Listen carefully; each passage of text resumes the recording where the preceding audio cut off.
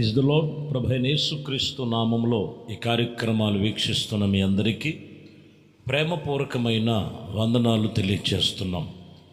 దేవుని మహాకృపను బట్టి ఎజ్కేలు గ్రంథం 34వ అధ్యాయము 26వ వచనం, 34:26 వారిని నా పర్వతమును చుట్టూ ముట్టి స్థలముల యందు దీవెనకరముగా చేసేదను.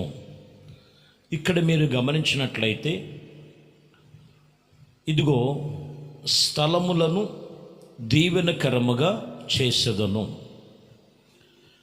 ఈ వాక్యములో రాయబడిన మాటల్లో వారిని స్థలములు, వారి నివసిస్తున్న స్థలములు, వారికిచ్చిన స్థలములు, ప్రజలైన ఇశ్రాయేలులకు నిబంధనగా చేసినటువంటి స్థలములో ఇదిగో నేను దీవెనకరముగా చేసేదను. గత సంవత్సరములలో జరిగిన దినాలలో నీవు నిలిచే స్థలము ఒక దీవెనకరంగా ఉందా? నీ వెళుతున్నటువంటి ప్రతి స్థలములో దేవుడు నీకు స్వాస్థ్యముగా ఇస్తానని, దేవుడు నీకు అనేకమైన వాటి మీద నేను అధికారం ఇస్తానని ప్రభు చెప్పారు. ఈ వాక్యమును బట్టి నీవు ఒక దీవెనకరమైన స్థలముగా ఉండాలి.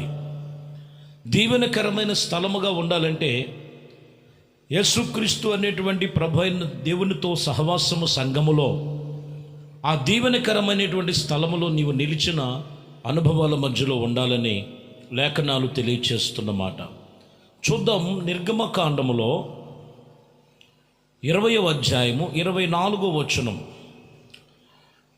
20వ అధ్యాయం 24వ వచనం, మట్టి బలిపీఠమును నా కొరకు చేసుకొని దాని మీద నీ దహన బలులు, సమాధాన బలులు, నీ గొర్రెలను, నీ ఎద్దులను అర్పింపవలెను.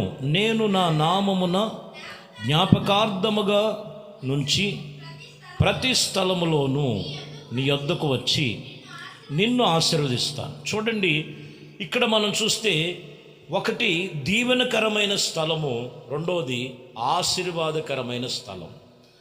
ఆశీర్వాదకరమైన స్థలం, నేను నీ యొద్దకు వచ్చి ఆశీర్వాదకరమైనటువంటి ప్రతి స్థలమును నీ యొద్దకు వచ్చి నేను నిన్ను ఆశీర్వదిస్తానంటాడు. ఆశీర్వాద స్థలముగా నీవు ఉండాలి. ఆశీర్వాద స్థలమైనటువంటి దీవెనలో పొందుకోవాలి. ప్రియమైన దేవుని బిడ్డలారా, ఆశీర్వాదం అనే స్థలముల యొక్క దీవెనకరమైనటువంటి స్థలముగా నీవు ఉండాలంటే నీవు ఏర్పరచుకున్న బలిపీఠం ఉందే, అనగా దేవునితో సంఘములో సహవాసములో దేవునితో నిబంధన కలిగి, దేవునితో తీర్మానము కలిగి నీవు అర్పించే అర్పణలు, నువ్వు చేసే ప్రార్థనలు, నువ్వు తీసుకునే తీర్మానాలు దేవుని సన్నిధిలో వాక్యానుసారంగా ఉండాలి. దీవెనకరంగా అప్పుడు నువ్వు అడుగుపెట్టే ప్రతి స్థలము ఆశీర్వాదముగా అక్కడికి నేను వచ్చి ఆశీర్వదిస్తానని చెప్తున్నాడు. అదే ఇక్కడ నియమించబడిన నిబంధన ప్రకారముగా. ఎందుకంటే లూకా సువార్తలో 16వ అధ్యాయము 28వ వచనం ఉంటుంది. కొన్ని స్థలాలు ఉన్నాయి. ఇది ఏ స్థలం అంటే వేదనకరమైన స్థలం కనపడుతుంది. వారిని ఈ వేదనకరమైన స్థలమునకు రాకుండా వారికి సాక్ష్యం ఇచ్చుటకున్న తండ్రి ఇంటికి వానిని పంపివేయాలని నేను వేడుకొనుచున్నాను. చూడండి, దేవుని ఉద్దేశము చూడండి. లోకములో మీరు మనుషుల యొక్క పరిస్థితులు ఎలా ఉన్నాయంటే వేదనకరమైన స్థలం ఉంది. వేదనకరమైన స్థలములో కాదు, నీ స్థలము దీవెనకరమైన స్థలముగా ఉండాలి. నీవు ఆశీర్వాద స్థలముగా దేవుడి సన్నిధిలో దీవించబడాలి. కొన్ని వేదనకరమైన స్థలములు అంటే దేవునికి విరోధమైనవి, వ్యతిరేకమైనవి, వారు వద్దన్నది, కాదన్నది, దేవునికి వాక్యానికి వేరువేరుగా ఉండటం వలన వారు వేదనకరమైన స్థలములోనికి దాటిపోతున్నారని వాక్యం ఇక్కడ తెలియచేస్తున్నమాట. ఈరోజు నువ్వు ఒక దీవెనకరమైన స్థలములో ఉన్నావా? నీవు అడుగుపెట్టిన ప్రతి స్థలం ఆశీర్వాదముగా మార్చారా? నువ్వు పొందుకున్నావా? లేదా వేదనకరమైన స్థలముగా ఉండటానికి గల కారణం విలాప వాక్యములు మీరు చదివితే, విలాపి వాక్యములో 3వ అధ్యాయము 6వ వచనాన్ని మనం చదువుతున్నాం.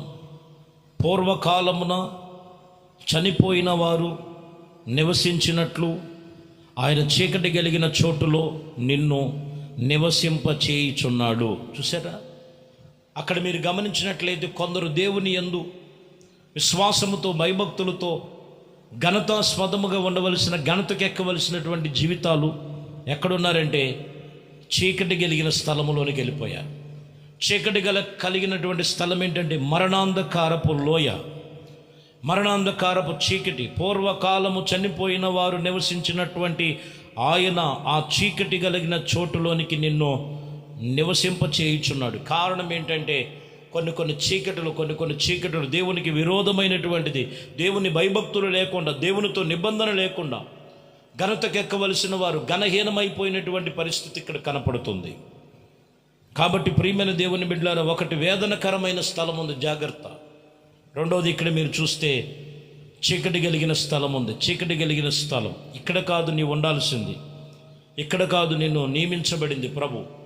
చీకటిలో నుండి ఆశ్చర్యకరమైన వెలుగులోనికి నడిపించడానికి యేసుక్రీస్తు లోకమునకు వెలుగై వచ్చి ఉన్నారు.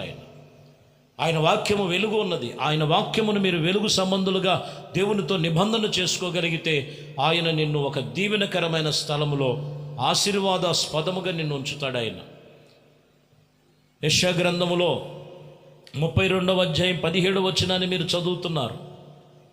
32వ అధ్యాయం 17వ వచనం, నీతి సమాధానము కలుగు చేయును, నీతి వలన నిత్యత్వమును నిమ్మళము నిబ్బరము కలుగును.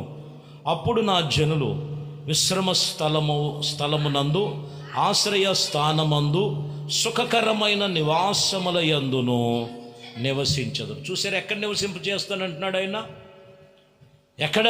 విశ్రమ స్థానముగాను ఆశ్రయస్థానముగాను సుఖకరమైన నివాసముగా నేను వారిని నివసింప చేస్తాను. ఎప్పుడు? నీతి సమాధానము కలుగు చేయును, నీతి వలన నిత్యత్వము కలుగును, అప్పుడు నిమ్మళము కలుగును, నిబ్బరము కలుగును. దేవుని సన్నిధిలో ఎవరు వాక్యమును బట్టి తన జీవితమును నీతిపరుచుకుంటారో, యథార్థమైనటువంటి ఆత్మ సంబంధముగా నడుచుకోగలుగుతారో ఆయన ఆశ్రయస్థానముగాను విశ్రమస్థానముగాను సుఖకరమైన నివాసముగా ఆయన నిన్ను మార్చుచున్న సర్వశక్తి కలిగిన దేవుడు, నేను ప్రకటిస్తున్న యేసుక్రీస్తు.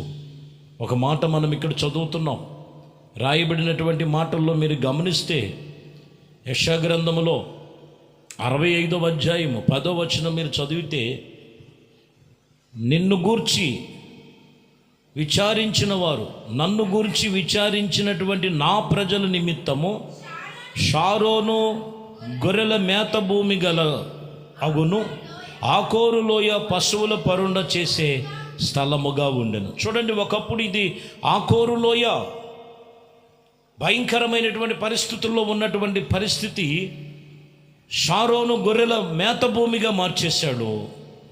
పశువుల పరుండ చేసే స్థలం, రెస్ట్ హౌస్, నివాస స్థలముగా దేవుడు మార్చేశాడు. కారణం అక్కడ మనం చూస్తే, నన్ను గురించి విచారించిన నా ప్రజల నిమిత్తం. దేవుని గురించి విచారించు, దేవుని గురించి నువ్వు తెలుసుకో, దేవుని గురించినటువంటి భయభక్తులు కలిగి ఉంచినట్లయితే వాక్యం చెప్తున్న మాట, నీ స్థలములు దీవించబడతాయి, నీవు నివసిస్తున్న స్థలం ఆశీర్వదించబడుతుంది. నీవు ఇదిగో ఆకోరు లోయ అనుభవంలో నుంచి విశ్రమ స్థానముగాను సుఖకరమైన నివాసముగా నేను దేవుడు నిబంధన చేస్తున్నా.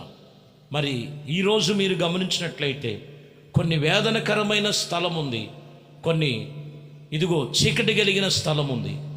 ఈ చీకటి కలిగిన స్థలము కాదు, వేదనకరమైన స్థలము కాదు. దేవుని యందు నువ్వు మెలకువ కలిగి పరిపూర్ణమైన పరిశుద్ధమైన దేవునితో నిబంధన చేసుకో. దేవుడు అన్ని విషయాల్లో కూడా నీకు మేలుకరముగా, ఆశీర్వాదకరముగా, విశ్రమస్థానముగా, సుఖకరమైన నివాసముగా దేవుడు నిన్ను, నీ కుటుంబాన్ని మార్చి ఆయన కృపలో నిన్ను స్థిరపరిచి మూలవాక్యము చెప్పినట్లుగా నీ స్థలము దీవెనకరముగా చేసునుగాక. ప్రార్థన. పరిశుద్ధుడా, ప్రేమ స్వరూపి, దయాదాక్షణ్యపూర్ణుడా, కృపగలిగిన దేవా, సర్వశక్తిమంతుడా, మీకే వందనాలు, స్తోత్రాలు నాయనా.